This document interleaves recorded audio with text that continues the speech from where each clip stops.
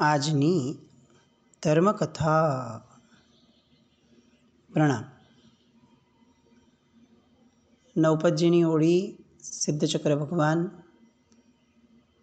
શ્રી સિદ્ધચક્ર યંત્ર અને શ્રીપાળ અને મૈણાના ઉત્કૃષ્ટ આદર્શ સાથેના શાશ્વતા પર્વના એ દિવસો. એ દિવસોની આરાધના પછીનો જે વિરામ આપણે લીધો હતો, એ વિરામને તોડતા આજથી આપણે ફરીથી એ પરમાત્માના શાસનની અને ઇતિહાસની કેટલીક વાતોના સત્સંગની ધારા એટલે કે ધર્મકથા, એની પુનઃ શરૂઆત આજથી આપણે કરીએ છીએ. ઓળી પહેલાં આપણે શ્રી મુનીશ્વર સ્વામી ભગવાનનું ચરિત્ર જોયું. એમાં એમના ભવો, શિવકેતુથી લઈને જેટલા પણ ભવો થયા, એ બધા જ ભવોને છેલ્લે શ્રીવર્મકુમારે દીક્ષા લીધી.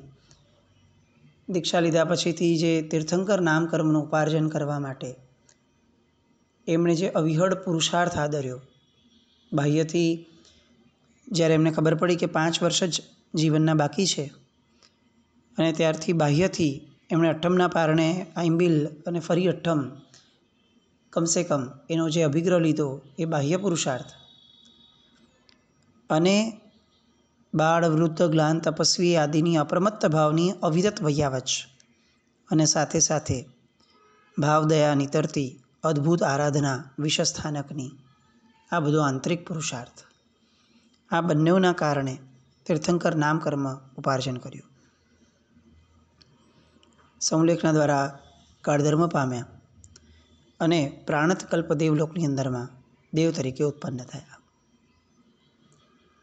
આપણી ધારણા હતી કે પરમાત્માનો ભવ એ સામાન્યતઃ અરિહંત પરમાત્માઓના ભવો લગભગ કેટલાક સિમિલર ટ્રેકમાં હોય છે, પણ શ્રોતાઓનો કેટલોક આગ્રહ અને આપણને પણ એવું લાગ્યું કે બહુ સાચી વાત છે કે એક ચરિત્ર જ્યારે એની અંતિમ પૂર્ણાવતિ સુધી ન આવે તો એ અધુરાશ તો વર્તાય. એટલે હવે એ પ્રાણત કલ્પ દેવલોકમાંથી શ્રીવર્મકુમારનો જીવ જે મુનિ સુવ્રત સ્વામી ભગવાન તરીકે જન્મ પામે છે, એ આખી યાત્રાનો સાવ છેલ્લો છેડો નિર્વાણ સુધીનો, એ છેડા સુધી આપણે આગળ વધીએ. શિવકેતુના ભવથી લઈને જે આખી ઉત્ક્રાંતિ થઈ, એ બધી ઉત્ક્રાંતિ આપણે જોઈ, અને હવે એનું જે ચરમ બિંદુ છે એ જ્યાં પ્રગટ થવાનું છે એ છે ભારત વર્ષ. ભારત વર્ષની અંદરમાં મગધ દેશ અને કુશાગ્ર નામની નગરી, હરિવંશ નામનું કુળ, અને એ કુળના તિલક સમા રાજા સૌમિત્ર. પરમાત્મા જેમને ત્યાં જન્મ લેવાના હોય એ વ્યક્તિઓ કેવા હોય એ જાણવું પણ આવશ્યક છે. ઇતરમાં કૃષ્ણ, રામ આ બધા અવતાર પુરુષ ગણ્યા. આ અવતારી પુરુષો કોને ત્યાં જન્મ લેશે એનો કોઈ નિયત કલ્પ નથી. જ્યારે આપણે ત્યાં બહુ સ્પષ્ટતા સાથે સર્વજ્ઞ ભગવંતો એ તીર્થંકર પરમાત્માઓના જન્મ જ્યાં થશે એ કુળો એની મર્યાદાઓ નક્કી કરીને ગયા. એ ક્ષત્રિય કુળમાં જ જન્મે, રાજવી કુળોમાં જ જન્મે, અને ગુણિયલ વ્યક્તિઓને ત્યાં જ જન્મે. જ્યાં જે ઘરોની અંદરમાં ધર્મ એ સેવ્ય ન હોય, ઉપાસ્ય ન હોય, એવા ઘરોની અંદરમાં ઉત્તમ આત્માઓ ક્યારેય જન્મે નહીં. એમાંય તીર્થંકર પરમાત્માનો જીવ એ તો કદાપી ન જન્મે. સુમિત્ર રાજાને ત્યાં, જ્યાં સત્તા અને સંપત્તિ એ બંને ભેગી હતી, અને છતાં પણ ગુણોનું સામ્રાજ્ય અવિરતપણે જાણે રાજ્ય કરતું હોય એવું જેમનું જીવન હતું, એવા એ રાજા. ધન વૈભવ તો હતો જ, પણ એનાથી અનેક ગણો ગુણ વૈભવ હતો.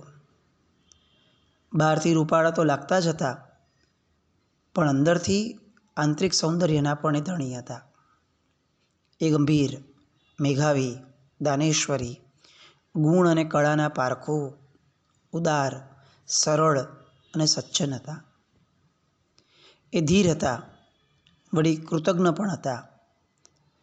અને રાજા તરીકે સામાન્યતઃ જે કેટલાક દોષો આવી જાય, આવેશ, ઈર્ષ્યા, આ બધા અશુભ તત્વોથી એ મુક્ત હતા. આ બધી વાતો વિશેષપણે કરવાનું કારણ આ છે કે અગર આપણને આપણા ઘરોની અંદરમાં ઉત્તમ પાત્રો જોઈએ છે તો એ મફતમાં નહીં આવે. એની માટે કેટલુંક મૂલ્ય ચૂકવવું પડે, અને એ મૂલ્ય એટલે આપણી ગુણિયલતા. જ્યાં સુધી આપણે આપણું જીવન ગુણિયલ નહીં બનાવીએ ત્યાં સુધી આપણે ત્યાં આવનાર બાળક એ ગુણિયલ બને એ અપેક્ષા થોડી વધુ પડતી છે. અપવાદિક કિસ્સાઓને છોડી દઈએ તો આ શક્યતાઓ નહીવત જેવી હોય છે. અને બધા અપવાદો આપણે જ ત્યાં થશે એવી કલ્પના પણ મૂર્ખામી છે. સુમિત્ર રાજા વીરતા અને પરાક્રમ તો હતા જ, પણ શત્રુ અને મિત્ર બનાવવાની પણ અદ્ભુત ક્ષમતા એ એમનામાં હતી.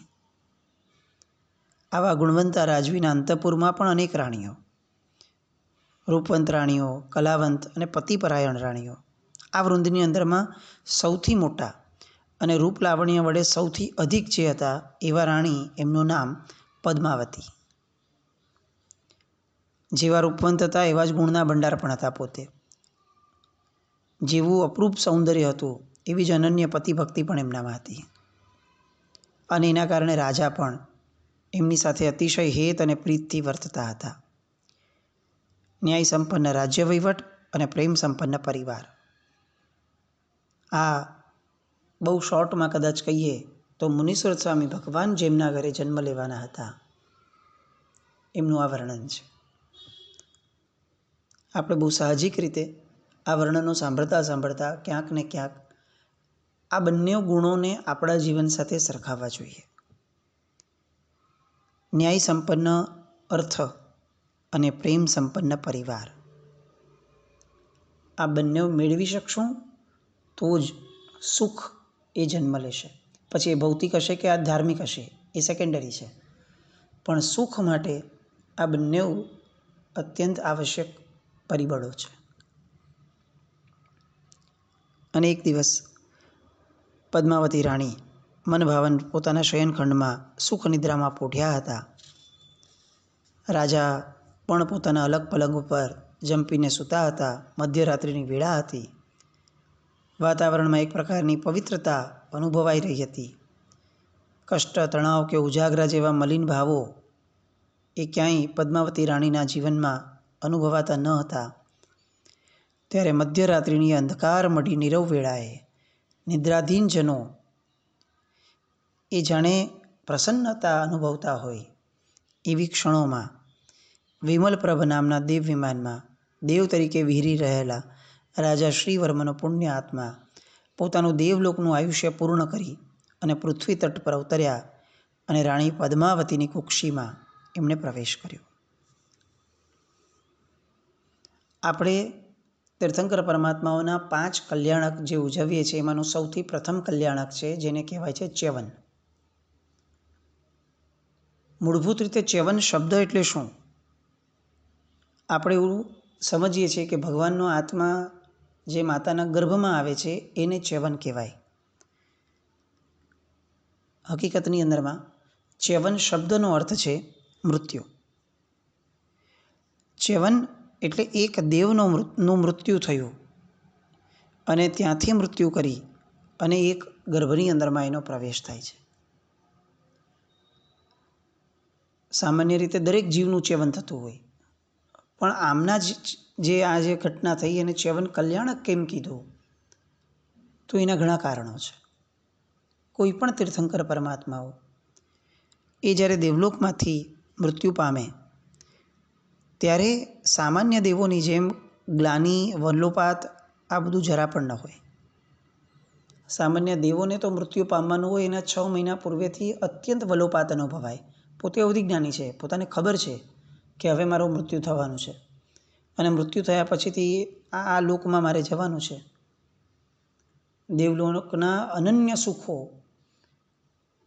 એનાથી હવે હું વંચિત રહીશ, એનો જે વલોપાત છે એ 6 મહિના સુધી આ દેવને સુખેથી જંપવા નથી દેતા અને સુખેથી મરવા નથી દેતા.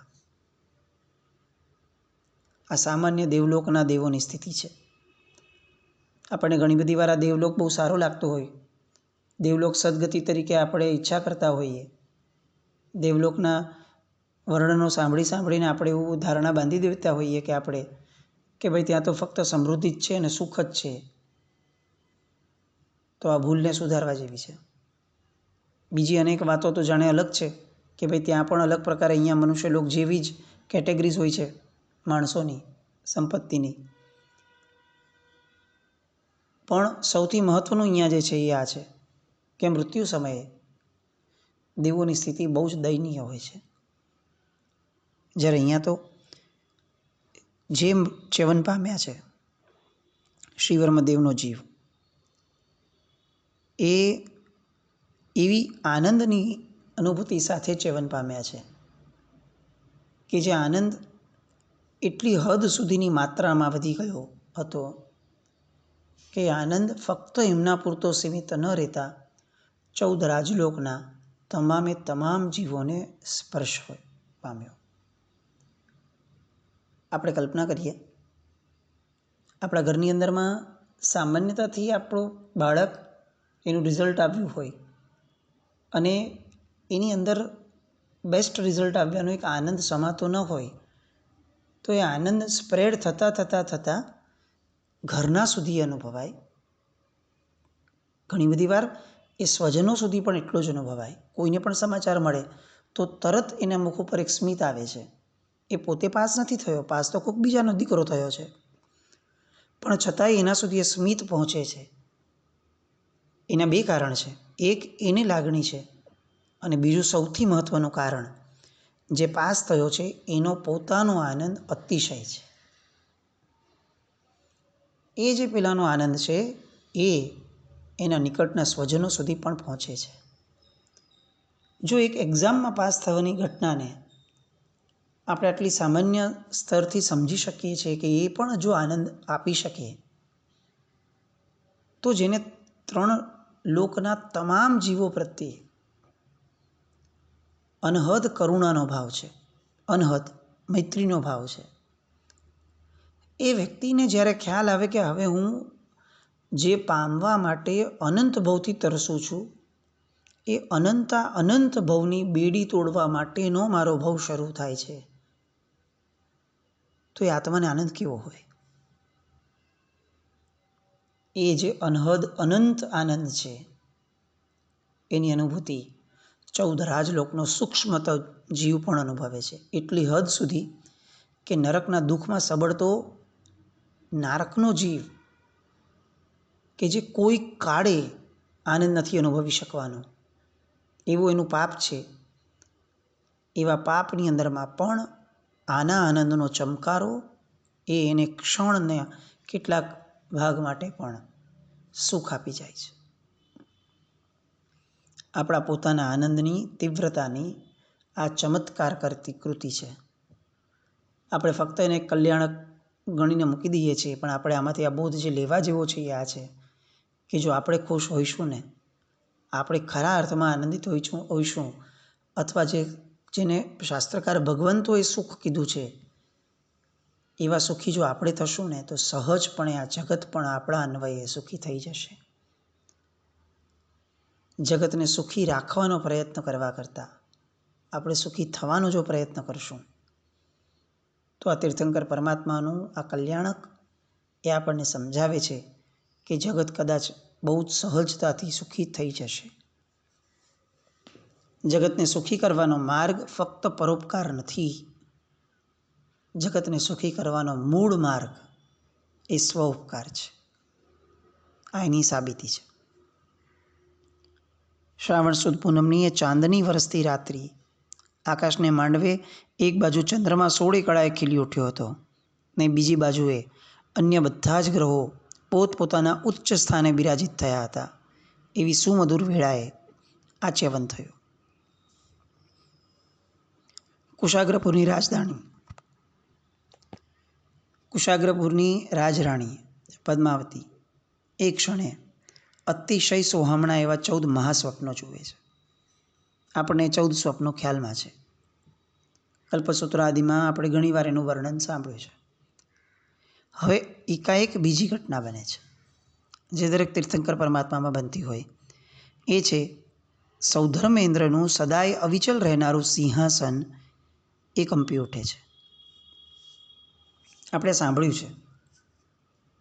આપણે પ્રશ્ન પણ થવો જોઈએ અને થતો પણ હશે કે ભગવાન જન્મ લે એમાં ઇન્દ્રનું સિંહાસન કેમ કંપાયમાન થાય? પ્રશ્ન નંબર 1. પ્રશ્ન નંબર 2, કેમ ઇન્દ્રનું જ સિંહાસન કંપાયમાન થાય? મનુષ્ય લોકની અંદરમાં અનેક મોટા રાજાઓ હોય.